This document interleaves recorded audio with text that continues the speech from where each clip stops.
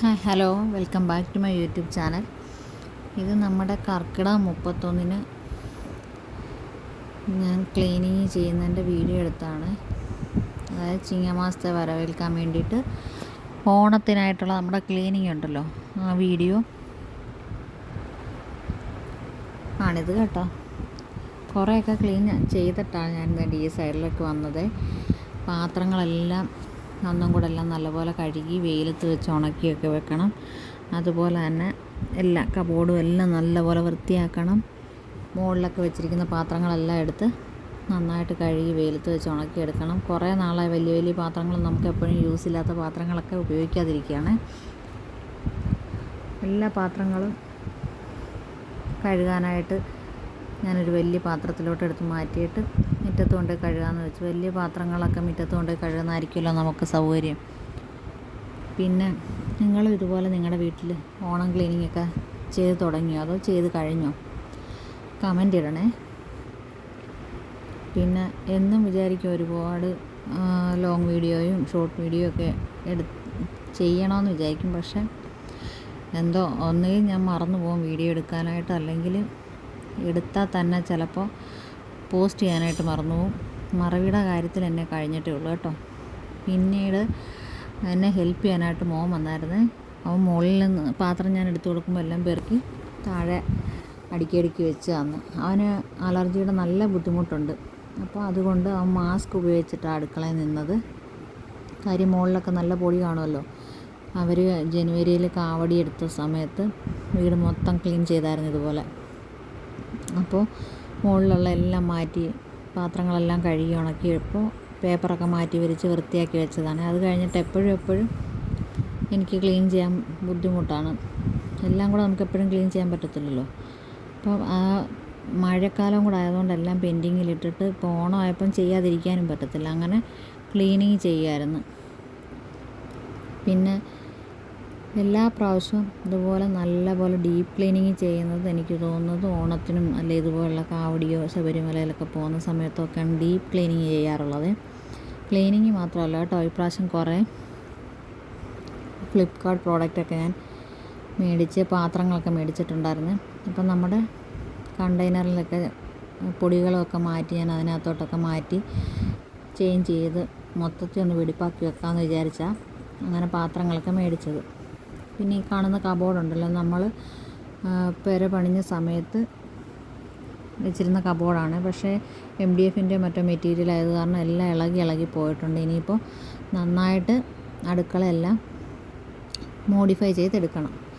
ഇതിപ്പോൾ കാണുന്നത് ഹോളിലെ ഒരു കബോർഡാണ്. അതിൻ്റെ മുകളിലായിട്ട് നിലവിളക്കും ചട്ടിയൊക്കെ ഉണ്ടല്ലോ, കാർത്തിക വിളക്ക് കത്തിക്കുന്ന ചട്ടിയൊക്കെ ഇങ്ങനെ അടുക്കി വെച്ചിരുന്നതാണ്. അതിൻ്റെ മുകളിൽ ഞാൻ പേപ്പറൊക്കെ ഇട്ടിട്ട് വിരിച്ചിട്ടാണ് പേസ്റ്റ് ബോർഡിനകത്ത് ഇതെല്ലാം വെച്ചിരുന്നത്. ഇനി ഇതിനകത്ത് കുറേ പാത്രങ്ങളുണ്ടായിരുന്നു കേട്ടോ. മറ്റേ നമ്മുടെ ക്രോക്കറി ഐറ്റംസ് ഉണ്ടല്ലോ, അതെല്ലാം എടുത്ത് മാറ്റിയിട്ടെല്ലാം ക്ലീൻ ചെയ്ത് ഞാൻ വെയിലത്ത് വെച്ചായിരുന്നു.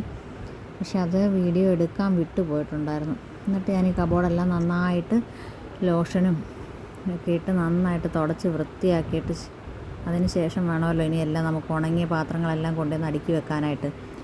അങ്ങനെ ക്ലീൻ ചെയ്യുമായിരുന്നു കേട്ടോ. പിന്നെ അത്ര വലിയ സൗകര്യങ്ങളൊക്കെ ഒരുപാടുള്ള അങ്ങനത്തെ ഒന്നും വീടല്ലാത്തത് കൊണ്ട് തന്നെ ജോലി ചെയ്യുന്ന വളരെ എന്ന് വെച്ചാൽ ഒത്തിരി കഷ്ടപ്പാടില്ലല്ലോ എന്ന് വിചാരിച്ചാണ് ഞാൻ ചെയ്യുന്നത്. അത്രയും വലിയ വീടുകളൊക്കെ ആണെങ്കിൽ അപ്പോൾ എന്തൊരു ജോലിയായിരിക്കും വീട്ടിലുള്ളത്. ഇത് തന്നെ ചെയ്യാനായിട്ട് വയ്യ. അപ്പോഴാണ് ഒരുപാട് ചട്ടിയൊക്കെ ഉണ്ടായിരുന്നു. അതൊക്കെ ഒന്നും കൂടെ എല്ലാം കഴുകി വെക്കണം. ഇതെല്ലാം കഴുകി വൃത്തിയാക്കി വെച്ചിരുന്നതാണ്. ഓണം പ്രമാണിച്ച് പിന്നെ നമ്മൾ ഒന്നും കൂടെ എല്ലാം ക്ലീൻ ചെയ്യുമല്ലോ. ഇത് നമ്മുടെ വിഷുക്കണി വെക്കുന്ന ഉരുളിയായിരുന്നു. എല്ലാം ക്ലീൻ ചെയ്ത് നന്നാക്കി വെച്ചിരുന്നതാണ്. പക്ഷേ പിന്നെയും ക്ലീൻ ചെയ്യണം. ഇത് മുറ്റത്തെല്ലാ പാത്രങ്ങളും കൊണ്ടിട്ട് ഞാൻ അവിടെ നിന്ന് തേച്ച് കഴുകിയെടുക്കാമെന്ന് വിചാരിച്ച് മോൻ വന്ന് അവിടെ നിന്ന് എന്തൊക്കെയോ കഥ പറയുന്നുണ്ടായിരുന്നു. അങ്ങനെ അവൻ എന്നെ വീഡിയോ ഒക്കെ എടുക്കാൻ ഹെൽപ്പ് ചെയ്തത്. നിങ്ങൾ ഇതുപോലെ ഓണം വരുമ്പോൾ നന്നായിട്ട് ഡീപ്പ് ക്ലീനിങ് ഒക്കെ ചെയ്യത്തില്ലേ? നിങ്ങളുടെ വീട്ടിൽ ഇതിനെ അപേക്ഷിച്ച് എന്തൊക്കെ മാറ്റങ്ങളുള്ളതെന്നൊക്കെ കമൻറ്റ് ചെയ്യണം കേട്ടോ. ഇത് ജനലും കതവും ഒക്കെ തുറയ്ക്കാൻ വേണ്ടിയിട്ട് അവൻ എന്നെ ഹെൽപ്പ് ചെയ്യാൻ വന്നതാണ്. അപ്പോൾ മോളും വന്ന് അവിടെ നിൽപ്പുണ്ടായിരുന്നു. കുറച്ച് കഴിഞ്ഞപ്പോൾ അവൾക്കും തുടയ്ക്കണമെന്നും പറഞ്ഞ് അവളും ഞങ്ങളുടെ കൂടെ കൂടിയായിരുന്നു. അവർക്ക് ഇഷ്ടമാണ് ഇങ്ങനെയൊക്കെ എല്ലാവരും ചെയ്യുമ്പോൾ കൂടെ ചെയ്യാനായിട്ട്. പിന്നെ ഈ പറഞ്ഞ പോലെ എല്ലാവർക്കും പൊടിയുടെ അലർജിയൊക്കെ ഉള്ളതുകൊണ്ട് മാറ്റി നിർത്താൻ നമ്മൾ നോക്കും.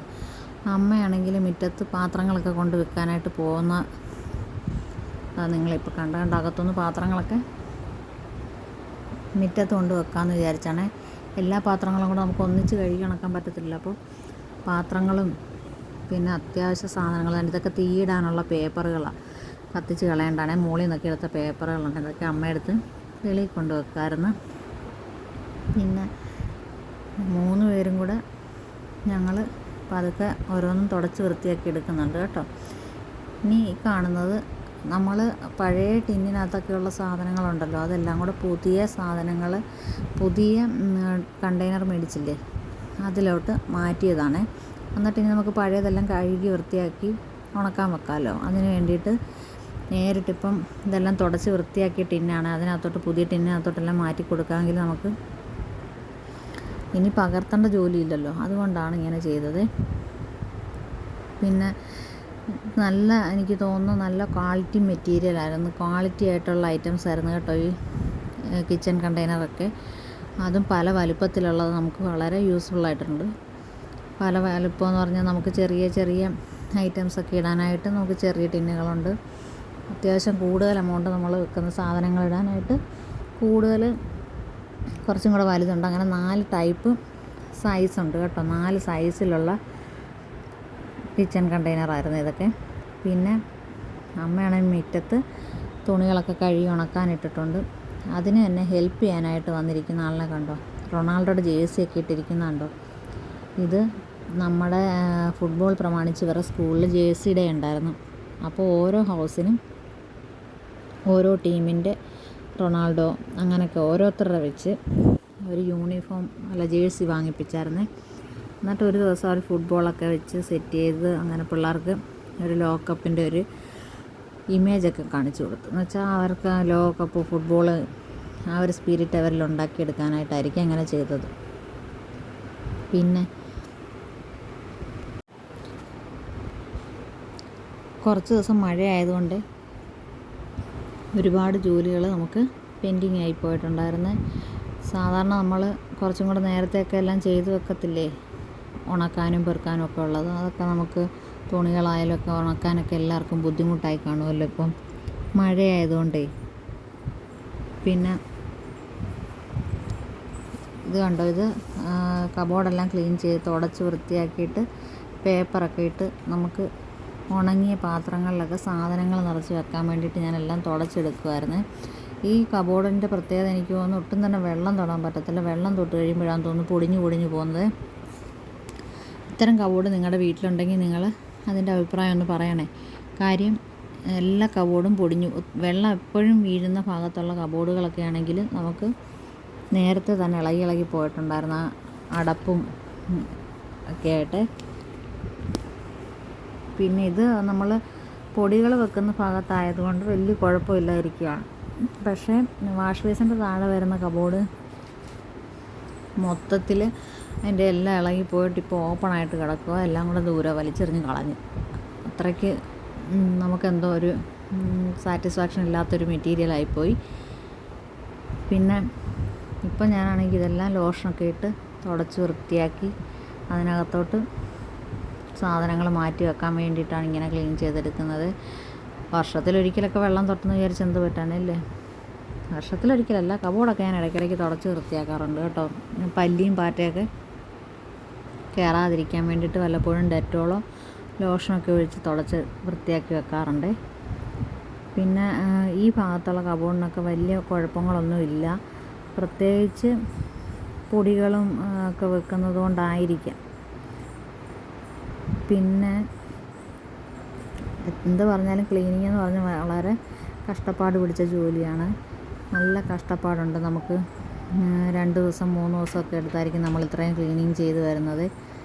പക്ഷേ ചെയ്ത് കഴിയുമ്പോൾ ഒരു സാറ്റിസ്ഫാക്ഷൻ ആവും, ചെയ്ത് കഴിഞ്ഞല്ലോ എന്നുള്ളൊരു മനസ്സമാധാനം കിട്ടും. പിന്നെ ഇതുപോലെ പേപ്പറൊക്കെ വിരിച്ച് എല്ലാം സെറ്റ് ചെയ്തിടാമെങ്കിൽ കുറച്ച് നാളൊക്കെ വലിയ അഴുകൊന്നും ഇല്ലാതെ കിടക്കുമല്ലോ. പിന്നെ പേപ്പർ മാറ്റി കൊടുത്താൽ മതിയല്ലോ, അതിനാണ് ന്യൂസ് പേപ്പറൊക്കെ ഇങ്ങനെ വിരിച്ച് കൊടുക്കുന്നത്. എന്തോ പിള്ളേർ വീഡിയോ എടുത്തുകൊണ്ടാണോന്ന് എനിക്കറിയത്തില്ല, ചില സമയത്ത് ലാഗിങ് ആയിട്ട് വരുന്നുണ്ടായിരുന്നു വീഡിയോയെ.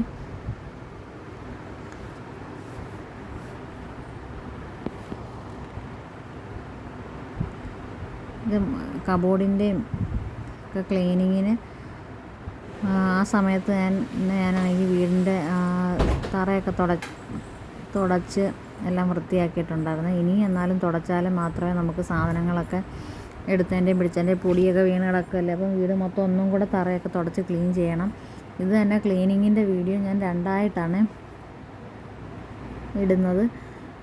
ഒരു വീഡിയോ ഫുള്ളായിട്ട് നമുക്ക് ഇടാൻ എഡിറ്റ് ചെയ്യാൻ ബുദ്ധിമുട്ടായ ഒത്തിരി താമസമായതുകൊണ്ടാണ് ഞാൻ 2ആയിട്ട് വീഡിയോ ഇടാമെന്ന് വിചാരിച്ചത്. ഇത് കണ്ടോ, എല്ലാം നമ്മൾ നേരത്തെ നിറച്ച് വെച്ച പാത്രങ്ങളെല്ലാം നിക്കി എനിക്ക് അറേഞ്ച് ചെയ്യാനായിട്ട് എടുത്തുകൊണ്ട് തരുന്നുണ്ട്.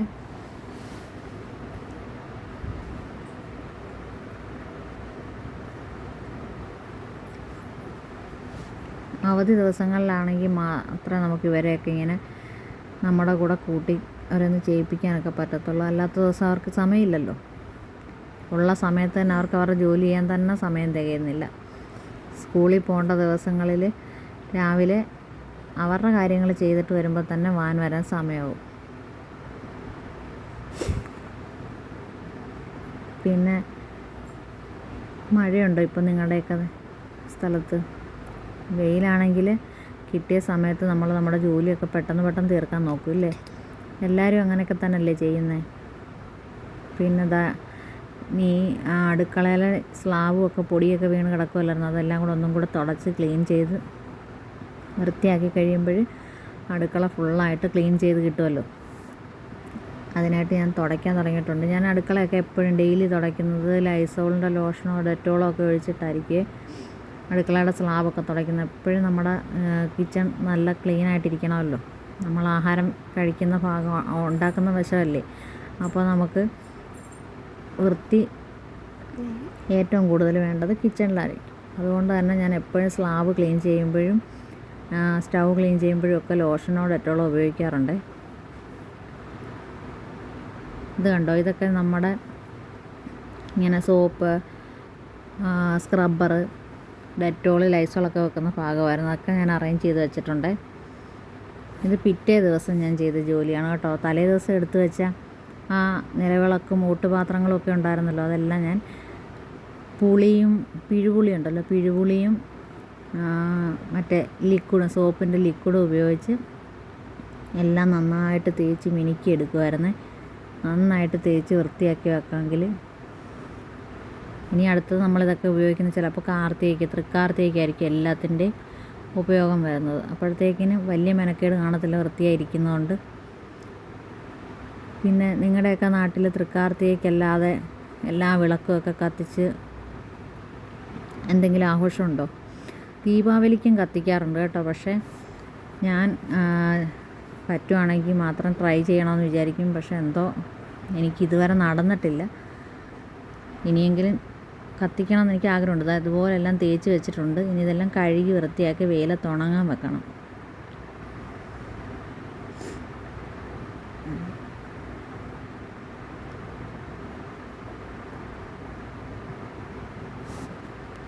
അപ്പോൾ ഇതിൻ്റെ ബാക്കി വീഡിയോ ആയിട്ട് ഞാൻ പിന്നീട് വരാവേ.